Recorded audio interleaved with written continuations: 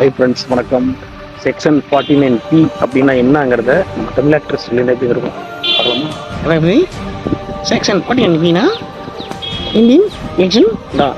அதாவது ஒருத்தவங்க ஓட்டு கல்லூரி போட்டாங்கன்னா அவங்களுக்கு பேலன்ஸ் ஓட்டுன்னு ஒன்று தரணும். அதுதான் செக்ஷன் 49P. எல்லாருக்கும் வணக்கம்.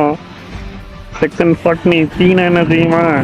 இந்தியன் எலெக்ஷன்ல, அதாவது ஒருத்தவங்க ஓட்டு கல்லோடு போட்டாங்கன்னா அவங்களுக்கு பேலன்ஸ் ஓட்டுன்னு தரணும். அதுதான் செக்ஷன் 49P.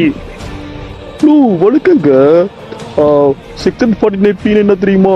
இந்தியன் எலெக்ஷன்லாங்க, அதாவது ஒருத்தவங்க ஓட்டு கல்லோடு போட்டாங்கன்னா உங்களுக்கு பேலன்ஸ் ஓட்டுன்னு தரணுங்க. அதாங்க செக்ஷன் 49P. ஐயோ, செக்ஷன் 49P என்ன தெரியுமாப்பா? இந்தியன் எலெக்ஷன்லாம், அதாவது ஒருத்தவங்க ஓட்டு கல்லோடு போட்டாங்கன்னா பேலன்ஸ் ஓட்டுன்னு தரத்தப்பா செக்ஷன் 49P.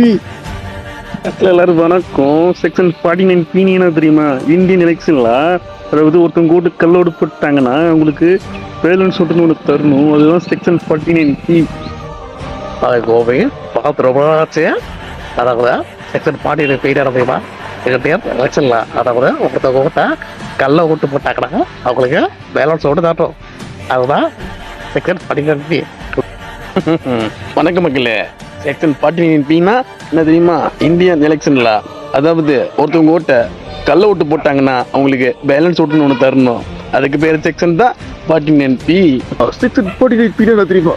இந்தியன் எலெக்ஷன்ல, அதாவது ஒருத்தவங்க ஓட்ட கல்ல ஓட்டு போட்டாங்கன்னா அவங்களுக்கு பேலன்ஸ் ஓட்டுன்னு ஒரு தரணும். அதுக்கு பேர் தான் செக்ஷன் 49P. எல்லாருக்கும் வணக்கம். யோ 49Pனா என்ன தெரியுமா? இந்தியன் எலெக்ஷன்ல, அதாவது ஒருத்தவங்க ஓட்ட கல்ல ஓட்டு போட்டாங்கன்னா அவங்களுக்கு பேலன்ஸ் ஓட்டுன்னு ஒன்று தரணும். அதுக்கு பேர் தான் செக்ஷன் 49P.